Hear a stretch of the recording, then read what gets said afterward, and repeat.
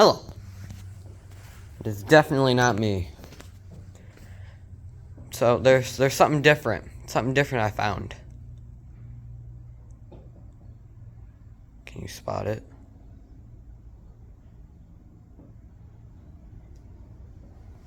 I found a bunch of fire bricks in basically a garbage pile. Like heck. Forge is still a bit hot. I was doing some blacksmithing this morning. 2, 4, 6,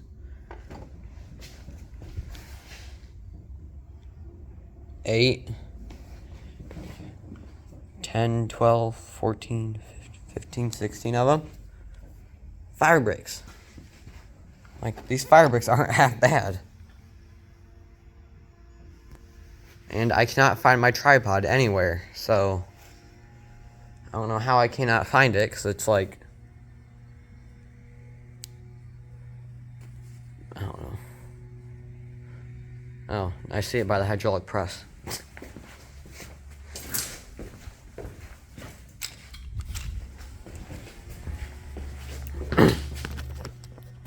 Okay, so this definitely make this a little less more awkward now. A little less more whatever.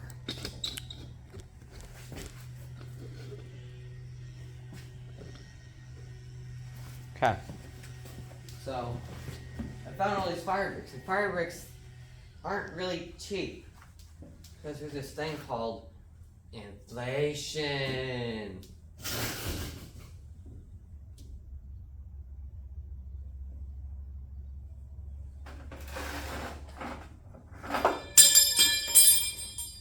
Where's the cat?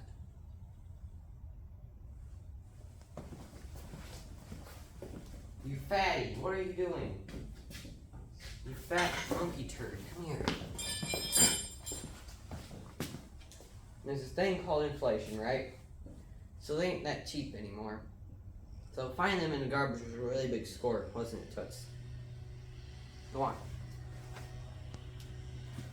And I sent a picture of it to my blacksmithing friend. I had like the whole entire thing surrounded in fire bricks, and I'm like, can your forge be too well insulated? And he's like, yeah. I'm like, can't really. So I took some off anyways, because why not? That's a great score. And I'm pretty sure going, because right now it's just this insulation stuff that isn't the best for you to breathe in inside the forge, and thinking about getting some of the factory cement put on it. Beautiful. But I'm gonna show you what I did forge this morning.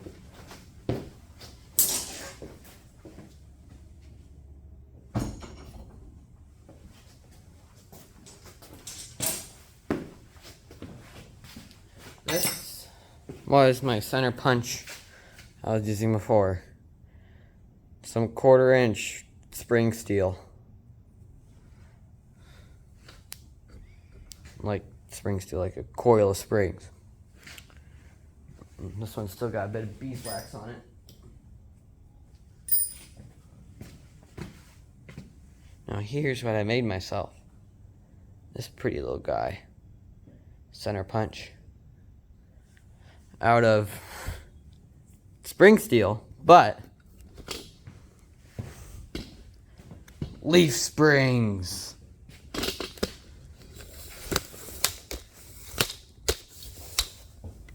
That's a lot of leaf springs. I don't even know how many I counted. It's like my neighbor does derbies and whatnot, derby cars. And so comes over in his little go-kart and he's like, hey, do you want some spring steel? And I'm like, who doesn't want spring steel? And so he goes back over and then he brings back like the whole entire bed of the little go-kart thing.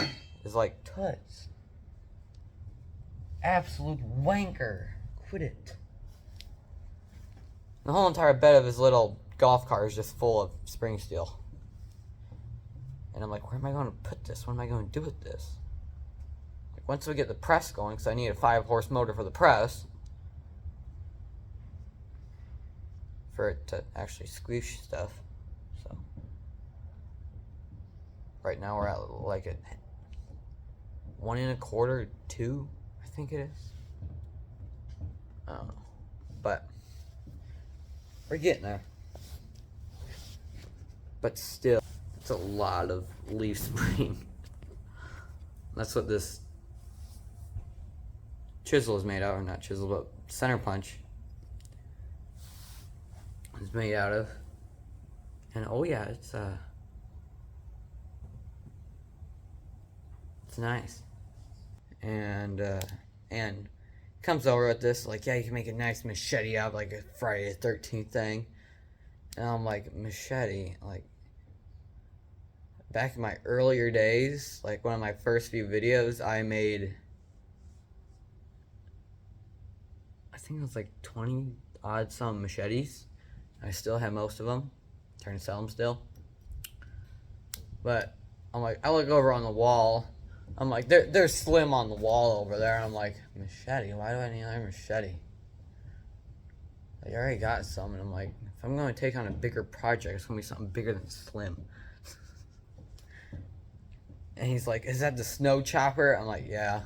Because I was doing it in the wintertime. Because it was during the winter and I was bored and whatnot. And I figured if I do it in the winter and the steel gets really hot when I'm doing it, I can just take it out and throw it in the snow. So I got that worked out for me. And I was like, I'm going to take the time to make a bigger machete out of spring steel. That is commitment on my part, because I'm probably not going to do it. But still, that's a lot. Turn around, camera. Still, that's a lot. That's like 1, 2, 3, 4, 5, 6, 7, 8, 9, 10, 11, 12, 13, 14, 15, 16, 17, 18, 19, 20, 21, 22, 23, 24, maybe 26 pieces roughly of spring steel.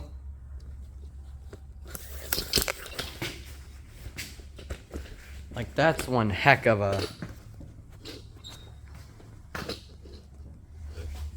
That is one heck of a score to have. Heck, that many pieces of spring steel. And I love this quarter. Make tape measure. I keep playing this stupid game. I keep tape measures everywhere. Of course, not in the right single spot where you need one when I'm trying to make a video. I'm a professional while doing it. Good giggle.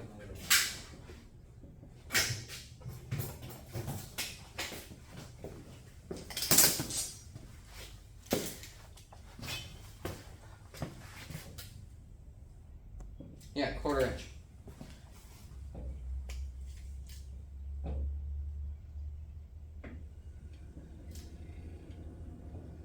Yeah. I was looking at centimeters. I don't use centimeters. 1/4 inch. That's a lot. That's a lot to work with and flatten out. And cut. Like, yes, I could use it as it is and flatten it out by hand, but I'm probably not going to do much with it until we get the press going. Because I got a piece about as hot as you can get it in a propane forge, and I'm using like, what, my 1-2 pound hammer over here. And it's just kind of like bouncing off a bit, making barely a dent. It sucks.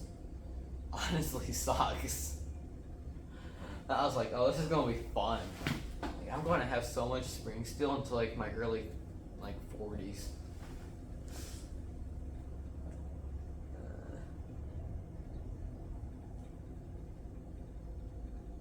I don't know what to do with it yet.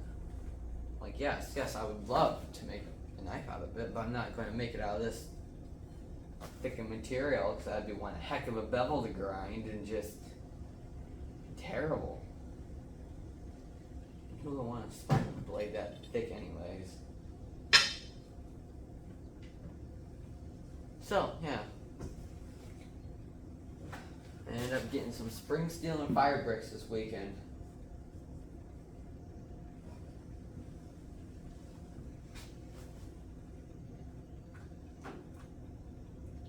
Yeah.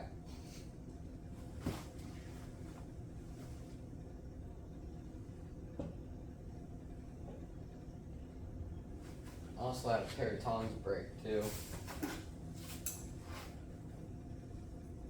Ain't much of a pair of tongs anymore. So you can tell over here, you probably can't. This side already broke once and it's been welded. This side broke again. I'm confused, but whatever. It's like it already broke the first time when I did it. Like, these tongs really that good? That's the only pair of flat jaw tongs anyways, so get those rewelded. Right now I'm using my first pair of bolt jaw tongs, which I love these things. And yeah.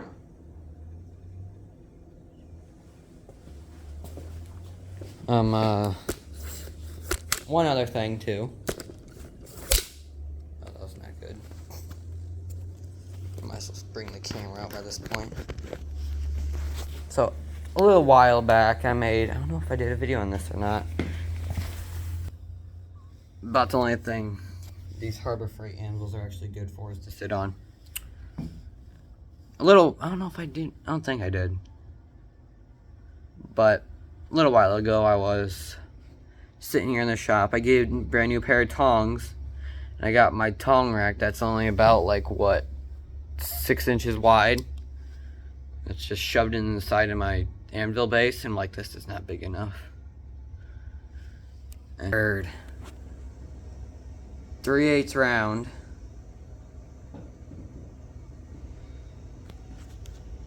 Look at that little guy. Goes all the way around here. Then she wraps around to right here. And about the only thing, it's just like kind of screwed in there. So that's why there's tongs over there to kind of cover that up. Makes me look more professional. And I had a bit extra sitting on there, or off the end, and I'm like, I don't want to cut that off. So I made it into my wire brush holder. My crappy wire brush, it doesn't really seem to work very good, but it's a nice tong holder, I tell you. Did some more melting of aluminum too. I was melting aluminum, trying to pour it down this tube to make a long stick of aluminum, and apparently it doesn't like to, just likes to go anywhere but. And so I had aluminum all over my anvil, all over the floor. It was pretty fun cleaning it up. Which when it landed on the cold cement floor, it kind of just froze and stayed in the splatter position, which was really cool. So I kind of want to do it again and just dump a bunch on the floor, but probably wouldn't turn out the same, just be a mess. Tootsie. You monkey turd, quit it. Hey! You know, but Toots, quit it. Quit messing with my bag. Quit it. Hey! Knock it. Look at me. Look at me. Look at me. Blah, blah, blah. You need attention. Oh, that's all for this video, folks. Thank you, and I'll see you again. Right, Toots? Yeah.